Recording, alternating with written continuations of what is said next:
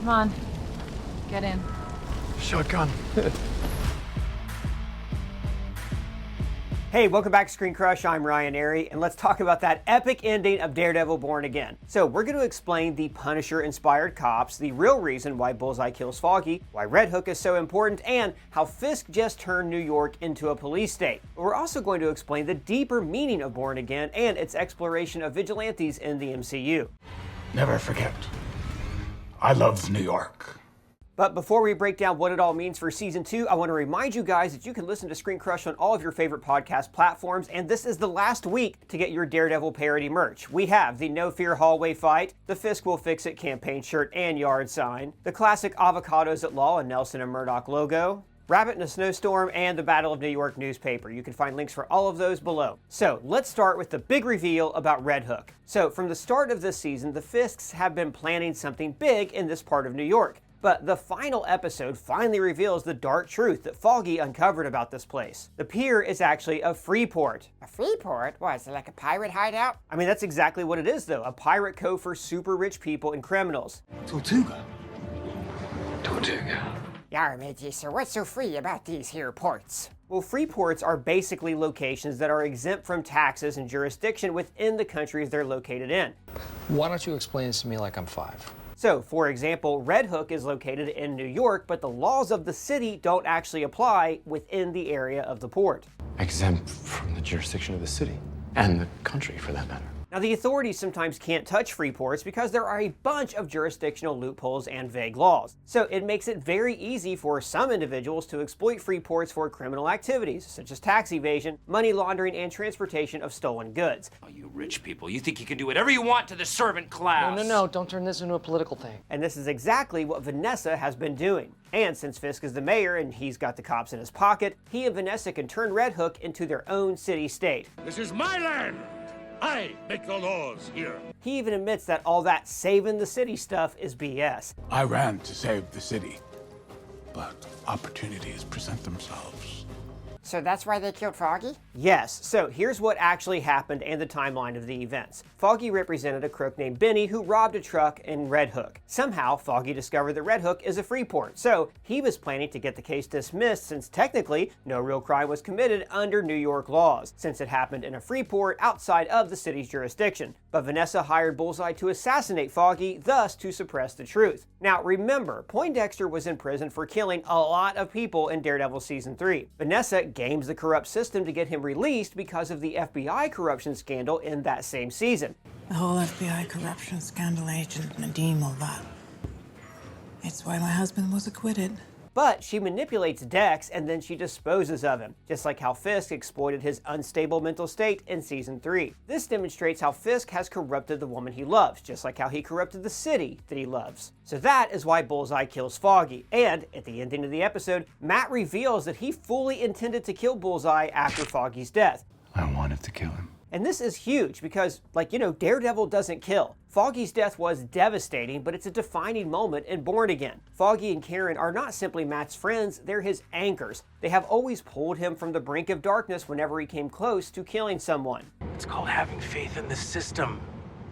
Something you used to have. With Foggy's death and Karen leaving for San Francisco, Matt was left all alone with his own darkness. And Matt is forced to confront his inner darkness after that awesome Daredevil and Punisher team up against the corrupt cops, because it's revealed that Cole was actually the cop who murdered Hector Ayala. Now, in this moment, Matt wants to punish Cole for the unjust and senseless murder of the White Tiger. He's filled with rage and the need for righteous retribution. He remembers that emotional moment when Hector was acquitted, when the system kinda worked and allowed a good man to be found not guilty. And this piece of trash ruined it all with his corrupt cop justice. And Frank is there, urging him to embrace it like a little Palpatine on his shoulder. Do it.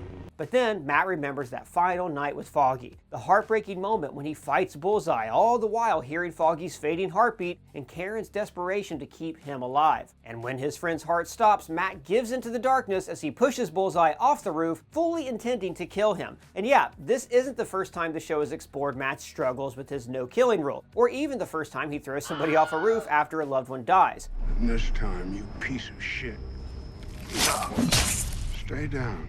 But this time, it's more personal because it's Foggy. Matt tries to put his faith in the system, devoting himself to being a lawyer only, refusing to go back to his vigilante ways. Mainly because he's afraid of what he will do the next time he gives in and lets his rage take over. Ever since Foggy died, I didn't know who I was anymore. But everything that happens this season simply frustrates him with the legal system that keeps failing regular people. You hate yourself. He's eating you up because you ain't done a goddamn thing about it. If the system worked, then men like Fisk and Dex would be locked up and Foggy would still be alive. We're not serving justice here, you know? We're babysitting chaos. So at this moment, killing Cole seems to be the only right thing to do. But then where would it all end? In the previous episode, Matt dribbles Poindexter's head on a table just because he wants to kill him so badly. But this loosens Dex's tooth so he can use it for a weapon, which allows him to escape prison and shoot Fisk. But Matt takes a bullet for him. And this then allows Fisk to take over the city with his anti-vigilante laws. All because Matt got angry at Poindexter and let go of his rage for 1 second. So Matt has become part of a problem that perpetuates this domino effect of violence. From the Punisher's point of view, the best way to break this cycle is simply to kill Fisk. You get in front of a bull for this piece of shit too? Is that what you do now, hero? By becoming a killer, Matt would be giving up on the ideas that he represents as a lawyer, as a man of faith, and as a hero. Killing Cole will not only tarnish what White Tiger stood for, but more importantly, Matt would be betraying Foggy's memory. The people you murdered deserve another chance. To kill again, rape again, is that what No, you Frank, want? to try again, Frank. To try. And this helps Matt snap out of his rage because he knows where the path of vengeance leads. It's not justice, it's retribution. And this is why the addition of the Punisher-inspired cops is so genius. Oh, I feel terrible. What happened to you? I played a drinking game where I took a shot every time they showed a new chair. Man, that is rough. And I understand, though, I have definitely over-celebrated in my life. Like after our Orlando live show, I went to Galaxy's Edge and I went to Oga's Cantina and I had these really strong drinks served in this Ewok beer stein. Ah, jeez, are you okay? Oh yeah, man, because I took a pre-alcohol from Zbiotics. They're the sponsor of this video. Guys, Zbiotics pre-alcohol is one of my all-time favorite sponsors that we work with. Before I have a big night out or a family gathering, I pass these things around like party favors. Well, what is it? Well, Zbiotics pre-alcohol is the world's first genetically engineered probiotic. It was invented by PhD scientists to tackle your rough mornings after drinking. You see, when you drink, alcohol gets converted into a toxic byproduct in your gut. It is this byproduct and not dehydration that is to blame for your rough next day. Pre-alcohol produces an enzyme to break that byproduct down. But of course, remember to drink this probiotic before drinking alcohol, drink responsibly, and get a good night's sleep to feel your best tomorrow. Anytime I go out, I always take a Zbiotics pre-alcohol. I want to be able to have a good time and go to the gym the next day instead of being stuck on my couch. If I didn't take a Zbiotic pre-alcohol, I would have been a wreck after Galaxy's Edge, but instead, I got nothing but good memories about getting this lightsaber. Please use it to kill me. Sure. Ah!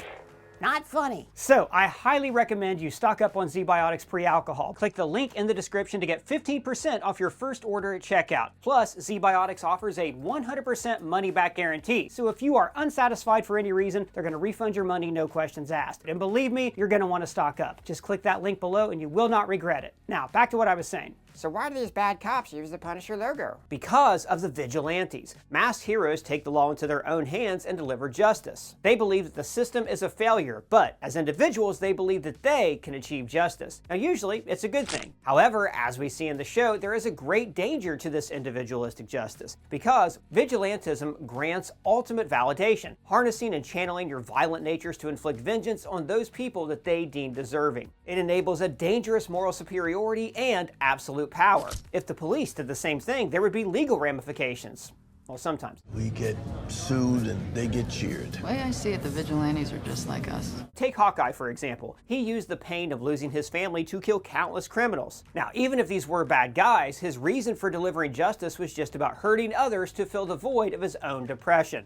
Oh, boo-hoo-hoo, my wife and child are dead. Oh, I don't care if it's mean. But with all the corruption in New York and with the vigilantes running around, these rogue cops figured they could exploit the broken system and enact police brutality. And now their corruption is masquerading as justice. And that is the brilliance of this show. Daredevil fights the broken system, and these corrupt cops embody that system. But what's so ironic is that they're a cult that was inspired by the Punisher. These guys f***ing idolize you, man.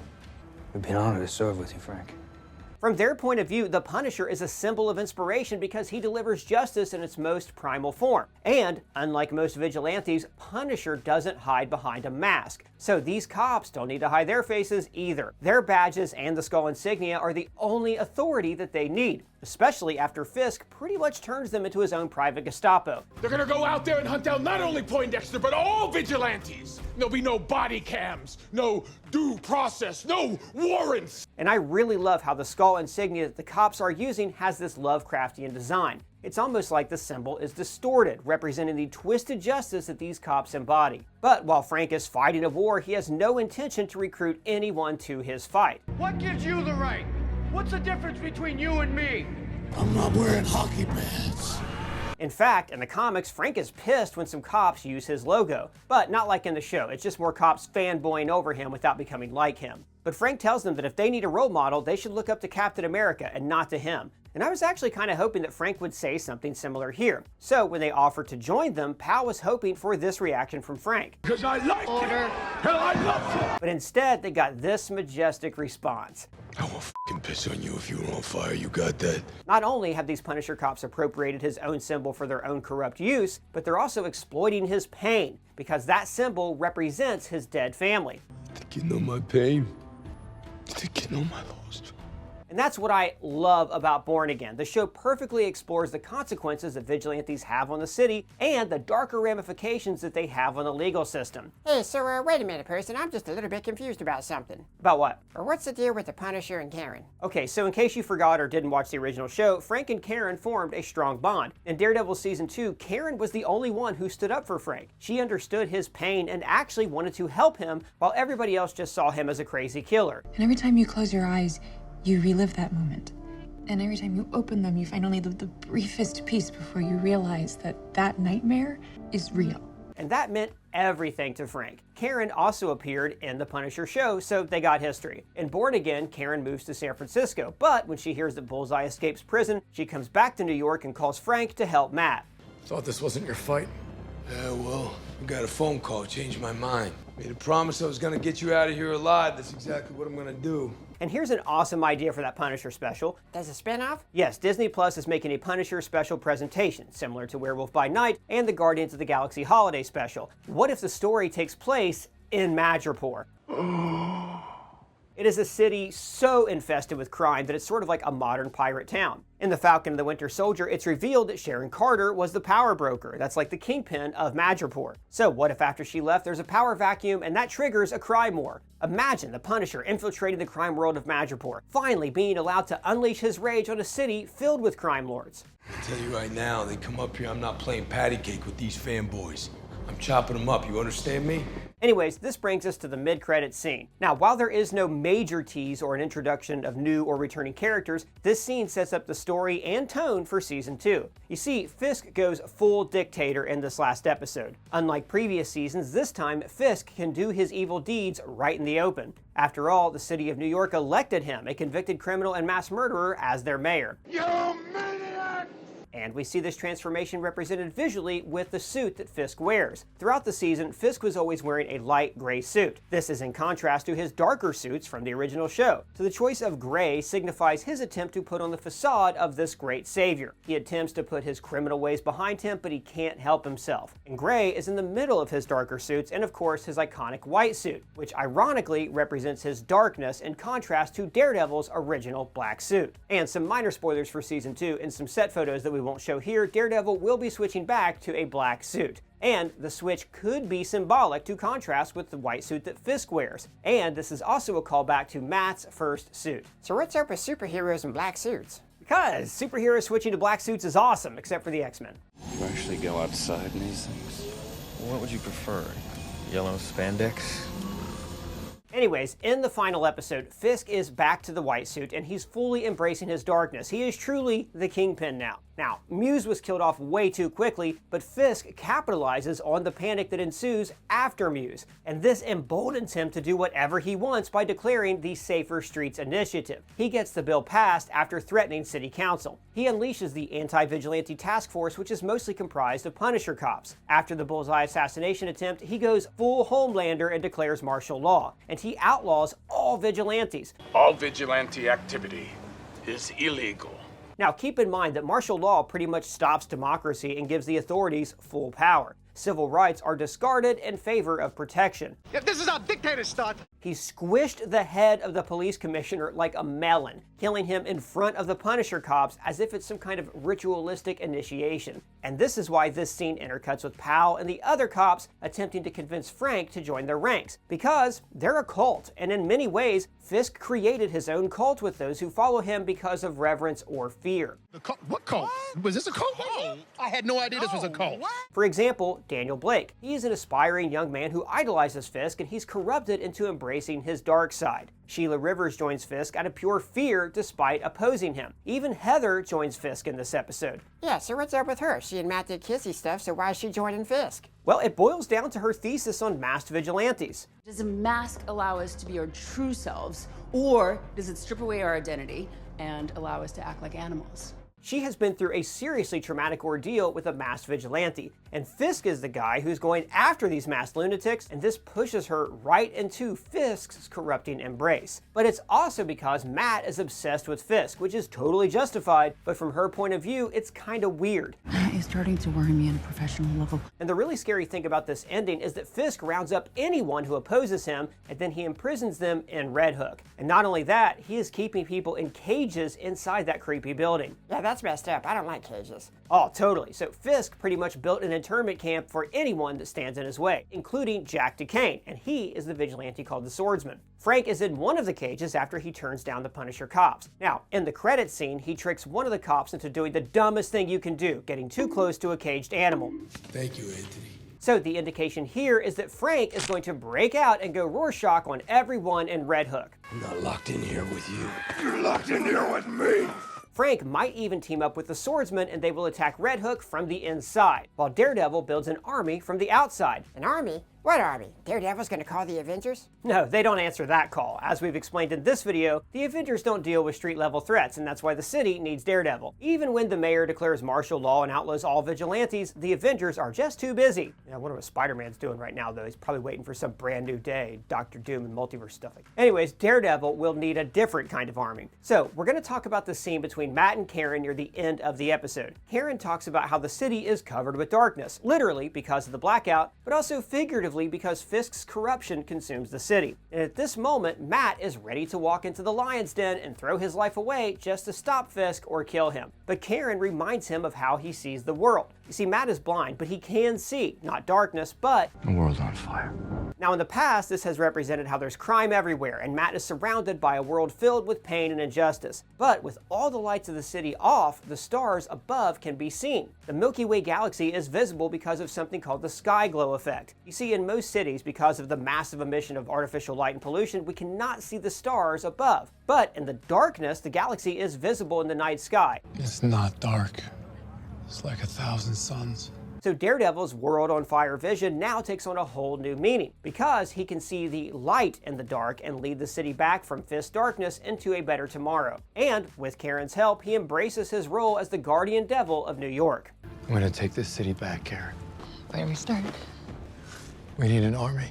And I want to focus on the closing shot of the season because it's a symbolic representation of Born Again. The window of Josie's is covered with newspapers, and Daredevil is standing at the center as if he's ripping a hole through into the outside city. It's not just a cool shot. I mean, the articles are about Fisk and what he's doing to the city. It symbolizes his corrupting presence, threatening to take over every inch of the bar's window. A place where Matt, Foggy, and Karen shared happier moments. The same place where Foggy died. But in between the tears of Fisk's darkness stands a reminder that New York won't give up without a fight. And the final words of the season are, because we are the city without fear. Daredevil is the man without fear, but he allowed the fear of crossing the line to prohibit himself from protecting the city for more than a year. Fear drove the people of the city to vote for Fisk. So the words "a city without fear" represent that New York must rise against Fisk and his fear-mongering regime. But this is our city, not his. And we can take it back, together. But the big question going into season 2 is if Matt will be able to overcome his fear of his darkness, because Bullseye is still at large. He is coming after the Fists. However, it's only a matter of time till Matt and Poindexter find themselves in a fight once again. And this is going to be the real test for Matt, because sparing Cole was one thing, but Bullseye, something else entirely. Thank you, Counselor. you. Whatever happens with Bullseye, I just hope he finally gets his comic book accurate suit. I wanna cost you. Anyways, this brings us to our Born Again Season 2 theories. So, based on this ending, the story Marvel could be adapting for Daredevil Season 2 is Devil's Reign. Oh, what's that about? Well, like in the show, Fisk becomes mayor and he outlaws all vigilantes. And, similar to the Punisher cops, Fisk forms a specialized police task force to hunt down vigilantes. So, the Avengers had to assemble to stop Mayor Kingpin and his anti-vigilante regime. But again, the Avengers aren't going to be showing up in Born Again. However, Daredevil might be able to assemble a vigilante team. In fact, with the Born Again revival, we could see the return of the Defenders. All of them? Even Iron Fist? You're the dumbest Iron Fist yet. Well, that's sort of what the MCU loves doing right now, bringing everyone back even if they're not part of this franchise. They're gonna make him do this till he's 90. But if that's not where the MCU is going for Season 2, there are plenty of other vigilantes like Punisher and Swordsman. Also, Echo is still out there and she has a history with Fisk. Didn't she shoot you in the face? And there's also Angela Del Toro, Hector's niece. She actually inherits the White Tiger mantle in the comics. And I would just love it if they incorporated Moon Knight into this story. I mean, Moon Knight's show dealt with supernatural stuff, but at his core, this character is a crime fighter. You killed all of them? They were criminals, murderers, predators, the worst of the worst. Can't you want them punished? So this would be a great way to bring him back and make him more grounded with street level stories. So I'm hoping that Daredevil assembles the street level Avengers and they will bring Fisk down. But this also raises the moral questions about vigilantism that we spoke about earlier. With Fisk gaining so much power, how will Daredevil stop him at this point? Some people are so rich and powerful, the system simply can't handle them. They actually are above the law. Well, Red Hook could be the Kingpin's final downfall. Yeah, but how? I thought it was like Kingpin Land or something like that. Well, let's assume that what the Fists are doing in Red Hook is a federal crime. Money laundering, putting people in cages, murder of a police commissioner. So if Matt and Karen expose what they're doing in Red Hook, then the Justice Department might get involved. In fact, I'm thinking that it comes down to the government bringing charges against Vanessa. But then, in an act of selfless love, Fisk pleads guilty to all charges and he is sentenced for life in a federal prison. Or a more tragic end is if Vanessa ends up selling her husband out and Fisk must spend the rest of his life in a cell, knowing that he corrupted the woman he loved so much that she ended up betraying him in the end. You turned her against me? You have done that yourself. That is, unless they bribe some corrupt politicians. So the end result might be the same as always. Time and time again, Fisk learns to game the system to get free and gain more power. But that's Daredevil's whole point. He's like Sisyphus, forced to push the same boulder up the same hill, only for it to roll back down, so he'll have to do it all over again. Sisyphus was punished by the gods to carry out this task, in the same way that Daredevil, as a tortured Catholic, interprets his gift as a punishment from God. So, like Sisyphus, Matt will have to keep pushing against that darkness, against his baser instincts, and he's going to have the belief that this will be enough to make a meaningful change in the broken system. Foggy believed in you. That's wrath, that's mercy, that's the dark and the light. He knew all of it. He knew you.